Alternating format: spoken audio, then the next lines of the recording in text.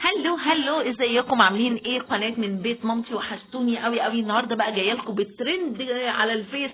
نعمل مكرونه بشاميل ازاي من غير لحمه ومن غير فراخ، عشان طبعا عارفين ان اللحمه غاليه والفراخ غاليه. تعالي بقى يا قروبه انت وهي، انا هقول لك هنعمل ايه. انا جبت مكرونه وسلقتها، والبشاميل طبعا سهل. معلقتين دقيق ومعلقه زبده وحبه زيت صغيرين، وبحمرهم على النار مع كيلو لبن. انا بقى ما عملتش كيلو لبن لان اللبن غالي، نص لبن ونص ميه طبعا عشان احنا بنوفر. نص لبن ونص ميه. تحطي بقى بيض، حطي. مش عاوزه بيض دي ترجع لك انت. وحطيت فيه ماجي وملح وفلفل اسمر، وقلبته. بصي هو ده القوام اللي انا عاوزاه. بصي قوامه حلو ازاي وجميل، وطعمه كمان حلو قوي. تعالي بقى اوريكي. ادي المكرونه سلقاها. بصي بقى، ده بصل مقطعاه رفيع، وطماطم وفلفل الوان اخضر واحمر الوان بقى اللي انت عاوزاها. بدعي الحشو اللي انت عاوزاه حطيه جواها. وجبت ربع جبنه موتزاريلا، وجبت زيتون. وتعالي بقى اوريكي احلى صينيه مكرونه بالبشاميل بدون فراخ ولحمه. يلا تعالي معايا. بصي بقى، انا حطيت طاسه على النار، حطيت فيها حته سمنه، زبده، زيت، بقى اي ماده دهنيه عندك انت حابه تحطيها. ومقطعه اهو البصل. هحط الاول البصل، هتبله خالص. طبعا هناخد بالنا من الملح عشان معانا زيتون، بس طبعا الزيتون مش هحطه دلوقتي اهو عشان ما ينزلش ايه. هاخد الاول البصل تشويحه اهي. مش هاخده تشويحه جامد عشان لسه هنحطوه في الفرن مع المكرونه. مش طبعا في ناس تقولك طب ما تعمليها نيه. نيه هتبقى من جوه المكرونه كله مستويه، الا البصله هتبقى مقرمشه من جوه. احنا عاوزين البصله زيها تبقى زي الايه، اللحمه المفرومه كده، تبقى ايه، مستويه اهو. هتبلها خالص، وهوريكي بقى في الاخر هوريكي ازاي انا تبلتها.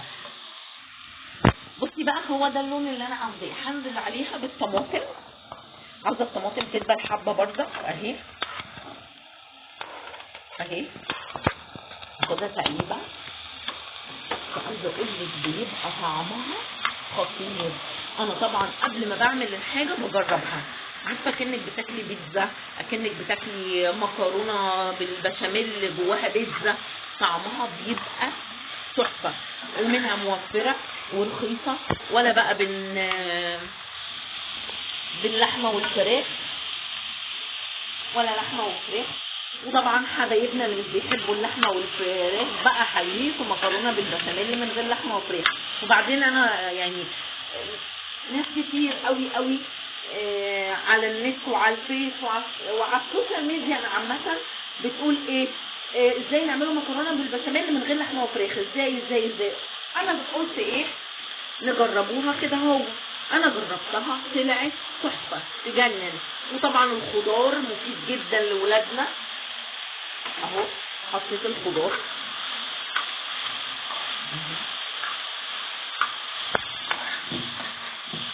طبعا الخضار مهم جدا لولادنا. ومش هنحرم مكرونه نفسنا من المكرونه البشاميل عشان غاليه واللحمه غاليه والفراخ غاليه، لا اهي. بصي انا مش هتبل الخضار قوي عشان هيتحط برضك في الفرن اهو. انا كفايه قوي كده اهو. هنزله من على النار. طبعا هحط له شويه ملح، حطيت له شويه ملح، وحطيت له شويه فلفل اسمر بس مش كتير عشان هنحط الزيتون. وتعالي يا قروبه انت وهي اوريكي هعمل ايه. كده الخلطه بتاعتنا خلصت.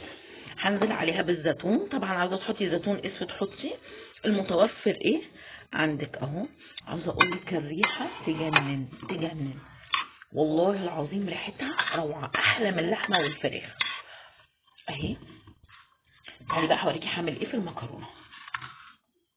دي المكرونه حطيتها في حاجه غويطه. بصي والبشاميل سهل، انا وريتهولك اهو. هحط معلقتين بشاميل على المكرونه. حتى المكرونه ام لحمه وفراخ بعملها كده اهو، وبعصج لها اللحمه عادي او الفراخ عادي. بس طبعا اللحمه والفراخ الايام دي غاليه جدا اهو.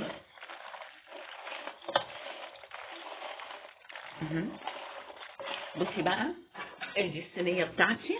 هحط من تحت معلقه بشاميل. معلش بقى انا ايه بحب استعمل ايديا اهي. معلقه البشاميل اللي انا حطيتها.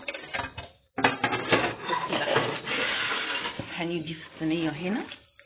طبعا انت هتحطي الكميه اللي انت عاوزاها في قلب الصينيه، دي حاجه ترجع لك انت، تحبيها رفيعه تحبيها تخينه اللي يعجبك. اهو انا حطيت الحبه بتوعي اهو في الصينيه اهو. بصي هنزل بالخلطه بتاعتي اهي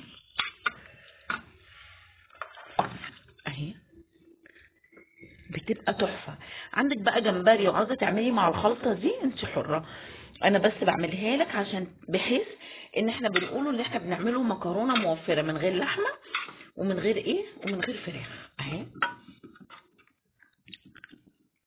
اهي. والله عاوزه اقول لك ريحتها تحفه اهي. هضغط عليها ضغطه بسيطه كده اهي اهي.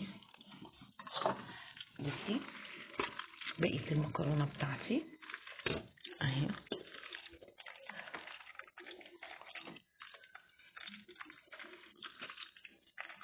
اهي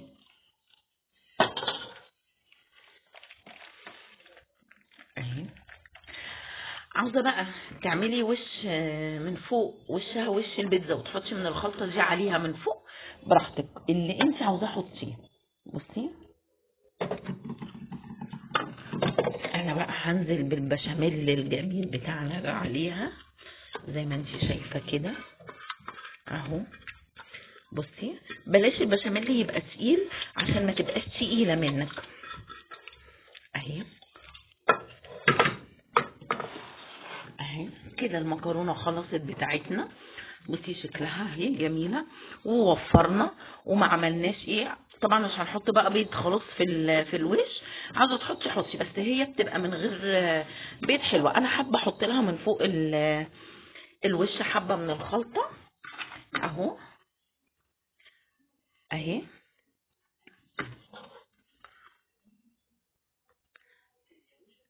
اهي.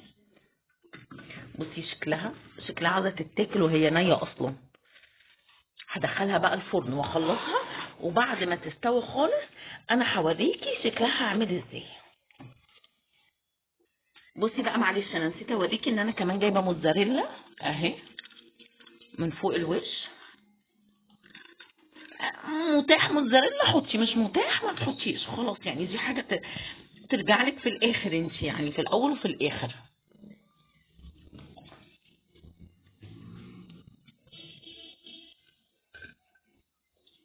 اهي. بصي شكلها، عاوزه اقول لك شكلها وريحتها تحفه.